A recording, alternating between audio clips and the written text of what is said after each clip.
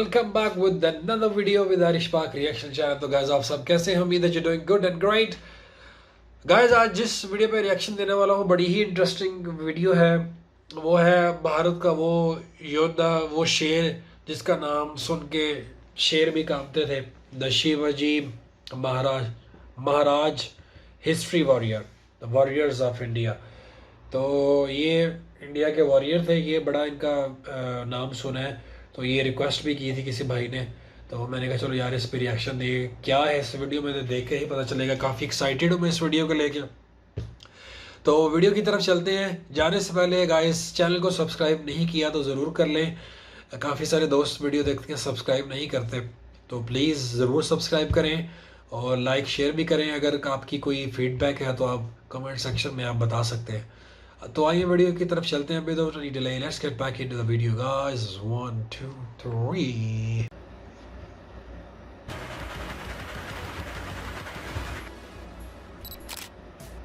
ये कहानी शुरू होती है आज से लगभग 500 साल पहले, जब लगभग पूरे भारत पर मुस्लिम सम्राटों का कब्जा था।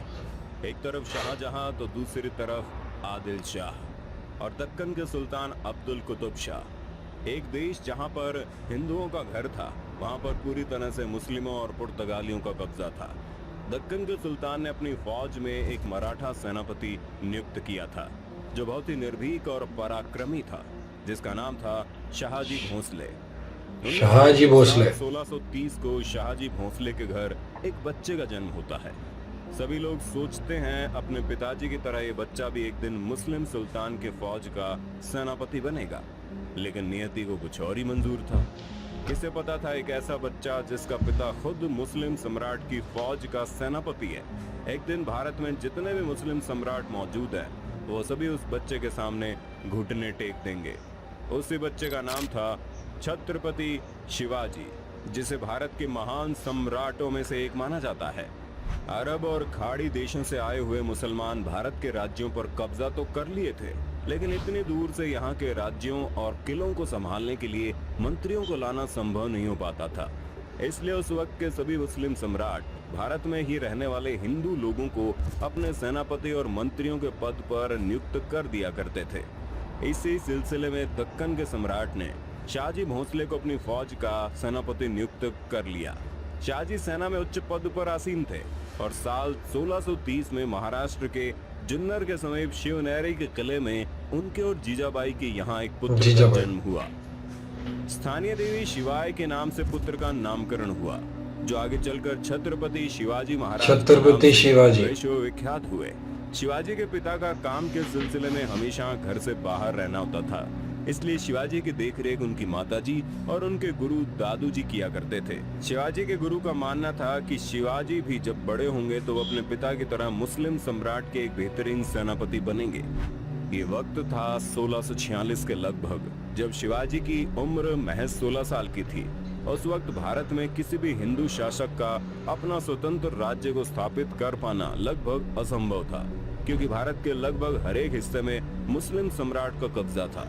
और अगर कोई हिंदू शासक अपना स्वतंत्र राज्य स्थापित करना भी चाहता तो उसके लिए 3 परिस्थितियों का होना बड़ा जरूरी था। एक कि वो शक्तिशाली साम्राज्य के केंद्र से दूर हो, ताकि कोई भी सम्राट उस पर अटैक न कर पाए। जमीन खेती के लिए अनुपयोगी हो, ताकि कोई भी मुस्लिम सम्राट उस पर कब्जा करने के बारे में सोचे ही नहीं। और तीसरा ये कि वो राज्य जंगलों से घिरा हो, ताकि छापामार युद्ध या फिर गोरिल्ला युद्ध किया जा सके। यही परिस्थितियां साल 1646 में शिवाजी के लिए मावली के समर्थन से अपनी सेना का निर्माण किया। शिवाजी बहुत ही अच्छी तरह से जानता था कि किसी भी साम्राज्य को स्थापित करने के लिए किलों की क्या महत्वता है, इसलिए सिर्फ 15 साल की उम्र में ही उन्होंने आदिल शाह अधिकारियों को रिश्वत देकर तोड़ना, चाकन और कुंधाना किले को अपने अधिकार में कर लिया। इसके बाद उन्होंने थाना फोर्ट, कल्याण फोर्ट और भिवंडी फोर्ट को मुल्ला अहमद से छीनकर अपने अधिकार में कर लिया। इन घटनाओं ने आदिल शाही साम्राज्य में हड़कंप मचा दिया कि आखिरकार ऐसा कौन आ गया जो मुस्लिम सम्राट किस साम्राज्य में दखल अंदाजी कर रहा है। जैसे उन्हें पता चला कि ये काम कोई और नहीं बल्कि शाहजी भोसले का बेटा शिवाजी कर रहा है। शिवाजी को रोकने के लिए उनके पिता को गिरफ्तार कर लिया गया। इसलिए शिवाजी ने अगले 7 साल तक आदिल शाह पर सीधा आक्रमण नहीं किया।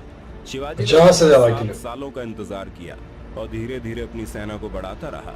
एक वक्त ऐसा आया जब उसने एक एक करके 50 से ज्यादा किलों को अपने नाम कर लिया।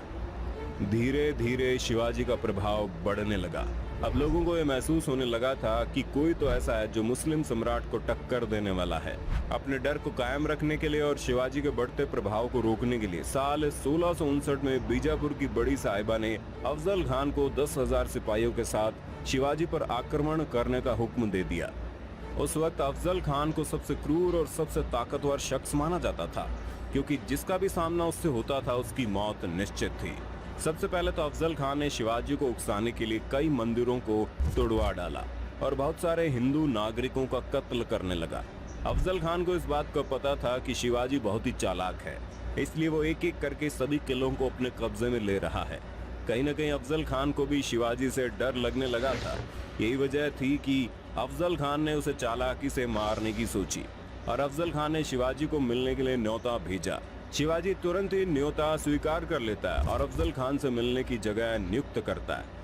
जैसे ही दोनों आमने सामने होते हैं, अफजल खान शिवाजी को गले लगाने के लिए आगे बढ़ता है और अपने चाकू निकालकर शिवाजी को मारने ही वाला होता है कि शिवाजी तुरंत अपनी कटार को निकालकर अफजल खान का पेट फाड़ देते हैं। रुस्तम इसके जवान। बाद शिवाजी का नाम और ज्यादा मशहूर होने लगा। लोगों के मन में मुस्लिम सम्राट का डर लगभग खत्म होने लगा था।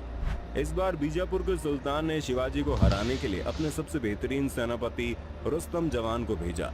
रुस्तम जवान की भारी भरकम सेना ने शिवाजी के ऊपर हमला बोल दिया, लेकिन शिवाजी ने कम सेना की मदद से ही लड़ाई को चालाकी से लड़ते हुए रुस्तम जवान को सेना में शिकस्त दे दी। कुछ दिनों बाद आदिल शाह ने अपने सेनापति सिद्दी जोहार को भी भेज दिया।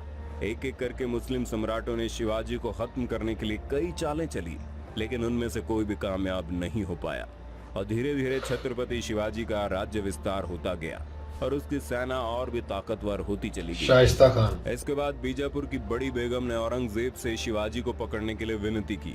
उसने अपने मामा शाइस्ता खान को 1.5 लाख सैनिकों के साथ शिवाजी से युद्ध करने को भेजा। शाइस्ता खान ने अपने विशाल सेना के बल पर पुणे पर कब्जा कर लिया और शिवाजी के निवास स्थान लाल महल पर अपना बसेरा डाल दिया। शिवाजी ने चालाकी से अपने 400 सिपाहियों को साथ शादी के बारातियों के वेश में पुणे में प्रवेश कर लिया और रात के समय उन्होंने सीधे शाइस्ता खान के ऊपर खतरनाक हमला बोल दिया। शाइस्ता खान ने जैसे ही देखा उनका सामना छत्रपति शिवाजी से हो रहा है, वो डर के मारे खिड़की से कूदकर अपनी जान बचाकर भागने लगा, लेकिन शिवाजी की तलवार के खतरनाक वार से बच नहीं पाया। हालांकि शाइस्ता खान जिंदा तो बच गया, लेकिन उसके हाथ की उंगलियां शिवाजी की तलवार से कट गई, जिसकी वजह से उसकी बहुत बेइज्जती हुई। अब तक शिवाजी का साम्राज्य विस्तार बेहद ज्यादा हो गया था और उसकी सेना लगातार हो रही जीत की वजह से बेहद जोश में थी। शिवाजी ने साल 1664 तक कई मुगल सल्तनत पर हमला करके उसको तहस नहस कर डाला, जिसके बाद साल 1664 में औरंगजेब आग बबूला होकर 60 वर्षीय राजपूत सेनानायक मिर्जा राजा जयसिंह को अपने 1.5 लाख सैनिकों के साथ शिवाजी से लड़ने के लिए भेजते हैं। इस युद्ध में शिवाजी की हार हुई और उसे अपने खजाने से ढेर सारा पैसा हार के हर जाने के रूप में देना पड़ा। उन्हें अपने 9 वर्ष के पुत्र संभाजी के साथ आगरा जाना पड़ा। शिवाजी को नियंत्रित रखने के लिए पहले यह तय हुआ कि उन्हें मुगल दरबार में कोई पद दिया जाए, लेकिन औरंगजेब ने फैसले को बदलकर शिवाजी को घर में कैद करने का आदेश दे दिया। औरंगजेब नहीं जानता था कि यह गलती आगे चलकर बहुत महंगी पड़ेगी। शिवाजी ने पहले बीमारी का बहाना बनाया और अपने स्वास्थ्य को ठीक करने के आशीर्वाद के लिए साधु संतों और फकीरों को रोजाना मिठाई और उपहार भेजने की इच्छा जताई। एक दिन वो खुद श्रमिक के भेष में सामान के डिब्बे में संभाजी को छुपाकर बाहर निकाला। वो मथुरा, काशी गया, पुरी के बाद गोलकुंडा और बीजापुर होते हुए रायगढ़ पहुंच गया। साल 1670 तक शिवाजी ने कई लड़ाइयां लड़ते हुए 4 महीनों के भीतर अपने राज्य का बड़ा हिस्सा मुगलों से वापस स्वतंत्र करा लिया। 1671 से 1674 तक औरंगजेब ने भरसक प्रयास किया कि कैसे भी करके शिवाजी को अपने अधीन कर लिया जाए, लेकिन वह ऐसा करने में पूरी तरह से असफल रहा। अपने उत्तम योद्धाओं जैसे दाऊद खान और मोहब्बत खान को शिवाजी से लड़ने के लिए भेजा, लेकिन सबको मुंह की खानी पड़ी। इसके साथ ही साल 1672 में अली आदिल शाह की मृत्यु हो गई और बीजापुर में 6 जून 1674 को हिंदू परंपराओं के साथ शिवाजी का राज्याभिषेक किया गया।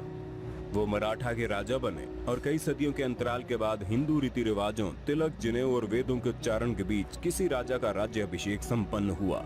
शिवाजी की महानता सिर्फ उनकी बहादुरी और युद्ध कौशल में नहीं थी, बल्कि वो एक योग्य प्रशासक भी थे। वो उस वक्त का इकलौता ऐसा राजा था जिन्होंने धर्म के आधार पर कभी किसी के साथ पक्षपात नहीं किया। उनके कई अधिकारी, यहाँ तक कि उनके व्यक्तिगत अंग रक्षकों में कुछ मुसलमान भी थे। उन्होंने कभी किसी नारी का निरादर नहीं किया, यहाँ तक कि युद्ध में हारे हुए दुश्मनों की स्त्रियों को भी सम्मान सहित वापस भेज देते थे। गोरिल्ला युद्ध, किलों का उपयोग और नौसेना का निर्माण भारत में पहली बार शिवाजी ने ही कराया था। उन्होंने 4 किलों और 2000 सैनिकों से शुरुआत की थी और उनकी मृत्यु के समय ये गिनती 300 किलों और 1 लाख से ज्यादा सैनिकों की हो गई। शिवाजी का स्वास्थ्य खराब हुआ। तेज बुखार और पेचिस की वजह से 52 साल की उम्र में उनकी मृत्यु हो गई। आपको जानकर हैरानी होगी, उस वक्त औरंगजेब यहाँ का सबसे ताकतवर शासकों में से एक माना जाता था, लेकिन छत्रपति शिवाजी की वजह से उसे लगभग 25 साल तक युद्ध करना पड़ा और अपने जीवन के अंत तक युद्ध लड़ते लड़ते औरंगजेब पूरी तरह से बर्बाद हो चुका था। और छत्रपति शिवाजी वो शख्स था ये जिसकी वजह से कई सालों लंबी लड़ाई छत्रपति के शिवाजी बाद एक बार जो फिर से महाराज थे, उनकी हिस्ट्री। तो आइए रिव्यू की तरफ चलते हैं। तो गाइस, ये थी आज की वीडियो। तो इसमें बात करते हैं कि ये जो शिवाजी थे, इनका बेसिकली ऐसे वॉरियर हुए थे कि इनका जो मतलब पैदा हुए थे, ये मुस्लिम घराने में पैदा हुए थे। तो फिर वो उन्होंने अपना मतलब आज़ादी के लिए उन्होंने सामने आए और मतलब जितने भी टॉप के थे वहाँ पे महाराजा, उनसे उन्होंने युद्ध किया। स्टार्टिंग में इनकी इतनी फौज नहीं थी, वो तकरीबन 2000 थे शायद इनके पास। तो इस तरह उन्होंने स्टार्ट किया था। तो अगर देखा जाए तो ये मतलब इस हिसाब से बंदे तो इतने नहीं थे, मगर वो इंटेलिजेंट थे बहुत ज़्यादा। उनको 15 साल की उम्र में उन्होंने स्टार्ट किया। तो आहिस्ता करते करते करते वो 4 किले थे शायद स्टार्टिंग में, इनके पास 2000 सैनिक थे।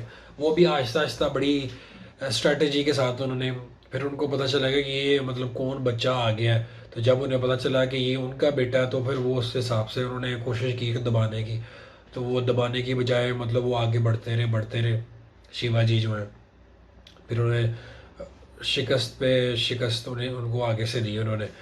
तो वो जो एक उनमें थे, वो उनका नाम में जैसे ज़हन से निकल गया। तो उन्होंने इनको मिलने के लिए बुलाया कि मतलब मिलना चाहते हैं इनसे।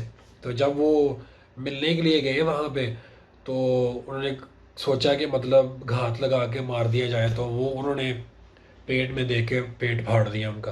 तो इस तरह उनकी मज़ीद चर्चे। फिर एक ऐसा दौर आया कि उसमें 7 साल का वो अरसा था उसमें। तो उन्होंने अपने वो ग्रो करते रहे। फिर 50 किले हो गए उनके। तो फिर इस तरह उनका नाम भी बढ़ता रहा। तो जब ये फिर एंड पे बेसिकली, ये क्या नाम था यार उनका, हाँ, औरंगज़ेब बहुत नाम सुना है उसका कि बहुत बड़ा वो किंग था।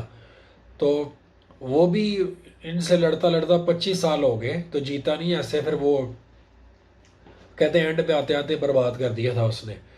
तो इस तरह उन्होंने युद्ध किया था। उसके में 52 की एज में शायद इनका वो देहांत हुआ था।